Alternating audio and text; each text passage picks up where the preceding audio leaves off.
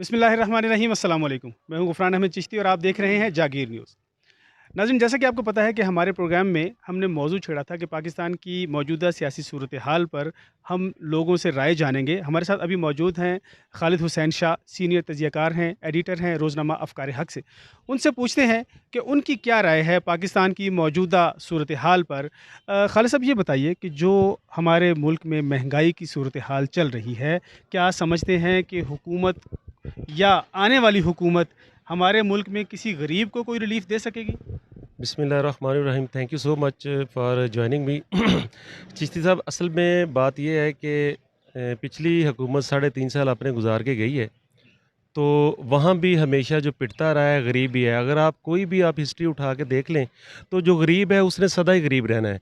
उसकी वजह, सबसे बड़ी वजह ये है कि हमारे, जो मैं पहले खालिद मजीद साहब की भी बातें सुन रहा था आपके अक्सर प्रोग्राम में, मुख्तलिफ तज्ज़ियाकार बड़े सीनियर दोस्त आते जाते रहते हैं, तो गरीबी का जो रोना है ना, तो ये पिटते ही रहना है। वो उसकी सबसे बड़ी वजह ये है कि हर वो मुल्क हमेशा तरक्की करता है जिसके पास फ़ॉरेन कंट्री की सरमायाकारी होती है। जो बदकिस्मती से कई सालों से, कई दहाइयों से जो हमारे पॉलिसी मेकर्स हैं, वो सिर्फ़ अपनी जेबों भरने के चक्करों में रहते हैं, और जिसकी सज़ा जो है वो हमारे गरीब को मिलती है। अभी ये कल की बात है, अब ये पंजाब गवर्नमेंट ने, आप में आपने भी सुना होगा कि 200 गाड़ियाँ ब्यूरोक्रेट्स, जो निगरान वज़ीर आला है, वो प्रोवाइड कर रहा है। अब बड़ी छोटी-सी बात है, 235 अरब की वो गाड़ियाँ हैं जो ब्यूरोक्रेसी को दी जा रही हैं। ये शायद आपके इल्म में है या नहीं है। अब 230 अरब रुपए की, जबकि निगरान वज़ीर आला की ये बात ज्यूरिसडिक्शन में नहीं है। इस पे इलेक्शन कमीशन ले सकता है, क्योंकि इसका तमाम जो टारगेट है ना, वो आने वाला इलेक्शन है। डेफ़िनेटली कि जिसको आप सपोर्ट करते हैं, तो क्योंकि जब तक लालच ज़िंदा है, ठग भूखा नहीं मर सकता। इसको आप सियासी रिश्वत कह सकते हैं जो इलेक्शन के लिए ये हुकूमत दे रही है, इसको क्या कहते हैं, एस्टेब्लिशमेंट को? चिश्ती साहब, इसको सियासी आप रिश्वत नहीं कह सकते, लेकिन बात वही है, जो दिखता है सो बिकता है। ठीक है, ब्यूरोक्रेट्स को जब आप ये देखें कि एडिशनल कमिश्नर को 1600 सीसी गाड़ी जाएगी, असिस्टेंट कमिश्नर वीगो डाले में बैठेगा, ठीक है, तो डेफिनेटली आजकल वो कल्टस में बैठते हैं, कल वो वीगो डाले में 65 लाख या 80 लाख की लग्जरी गाड़ी में बैठेंगे। तो ये खून पसीना जो है ना, वो मेरी कमाई से, मज़दूर की कमाई से, इनके ईंधन जो है ना वो चल रहे हैं। तो आप बताएं कि गरीबी पे क्या बात की जा सकती है।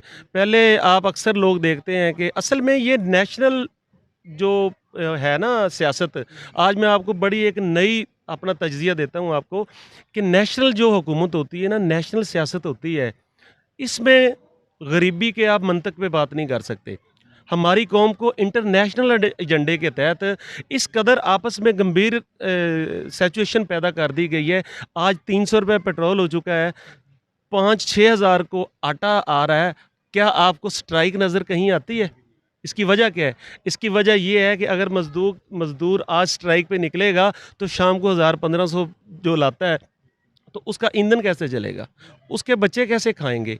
हमें, हमारी कौम को इन इंटरनेशनल लेवल पे जो यहूदी एजेंडा है ना, इस कदर उन्होंने इसको अपने कंट्रोल में कर लिया है कि हम कुछ नहीं कर सकते। हाँ, first of all change yourself. आपको जो मेरा आपको असल में जर्नलिस्ट का काम होता है कि अगर कोई एक सवाल करें, उसका सॉल्यूशन भी निकालना चाहिए कि गरीबी का सॉल्यूशन क्या है। गरीबी का सॉल्यूशन ये है कि आप अपने हक के लिए निकलें, उसके लिए डेफिनेटली कुर्बानियाँ देना पड़ती हैं। आप ये ना सोचें कि अगर आज हम स्ट्राइक करेंगे तो मेरे बच्चे भूखे मर जाएंगे। भूख से आज तक कोई भी नहीं मरा।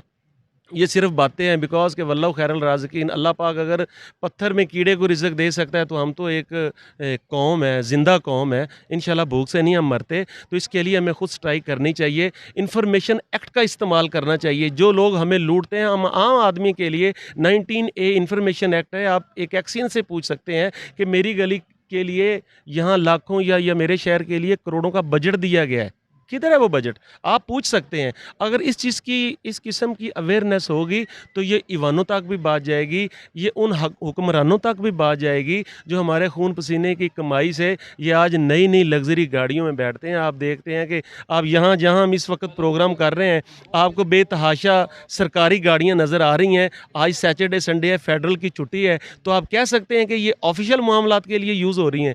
इसमें भी मेरा पैसा लगा हुआ है कि जो इनके बच्चे सैरो तफरीह के लिए आज बैठे हुए हैं। तो सबसे बड़ी बात तो यही है, भुट्टो के दौर में भुट्टो एक फार्मर था, उसने किसानों के लिए बेतहाशा पैकेजेस निकाले थे, ठीक है?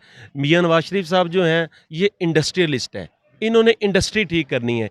इमरान खां का इनसे किसी चीज़ का कोई तल्लक नहीं था, ठीक है? वो एक उसने अपने आप को एक इंटरनेशनल लीडर समझा, लेकिन इंटरनेशनल लीडर नहीं, सबसे बड़ी बात है कि हमें एडमिनिस्ट्रेटरशिप की अच्छी ज़रूरत है, ठीक है? हमारी एडमिनिस्ट्रेटरशिप अच्छी होगी, एडमिनिस्ट्रेटरशिप अगर अच्छे काम करेगी, हुक्मरान थोड़ा-सा हमारे लिए सोच लेंगे, तो मेरा ख़्याल है कि गरीबी इस लिहाज से भी कम हो सकती है कि अगर वो थोड़ा-सा तरस खा लें। तरस भी एक गरीबी का हल है। अमीर-उमरा जो है ना, वो थोड़ा-सा तरस खा लें, तो ये गरीबी का हल है। हम, आप, तुम, वो हुक्मरान, वो इंडस्ट्रियलिस्ट लोग कि वो ज़रा जो ज़कात से मुस्तस्ना है, खुदा की कसम वो अपनी अगर जेन्युइनशिप में ज़कात ही दे दिया करें, तो ये गरीबी ख़त्म हो सकती है। सरमायाकारी इस मुल्क में आए, सरमायाकारी से गरीबी अगर बिल्कुल ख़त्म ना होगी, तो कम ज़रूर हो जाएगी। बहुत अच्छे आपने सॉल्यूशन बताए हैं। नाज़रीन, खालिद शाह साहब की बातों से मैं तो 100% मुत्तफ़िक हूँ। इन्होंने बहुत अच्छा फ़ार्मूला बताया है कि जब तक हम खुद किसी भी मामले के लिए एहतजाज नहीं करेंगे तो कोई हमारी बात नहीं सुनेगा। हाँ, हम अपने अंदर ईमानदारी पैदा करें, बाकायदगी से टैक्स दें और बाकायदगी से जो हमारे ज़िम्मे कुछ वाजिबुल अदा जो हुकूमत की तरफ से है या इस्लाम की तरफ से हैं, ज़कात वगैरह अदा करें, तो अल्लाह पाक हमारे हाल पर रहम खा सकता है और हमारा हाल मज़ीद बेहतर हो सकता है। आप भी अपनी कीमती राय हमें ज़रूर दीजिएगा, हमारा प्रोग्राम जारी रहेगा। अगले प्रोग्राम तक इजाज़त दीजिए। अल्लाह हाफ़िज़।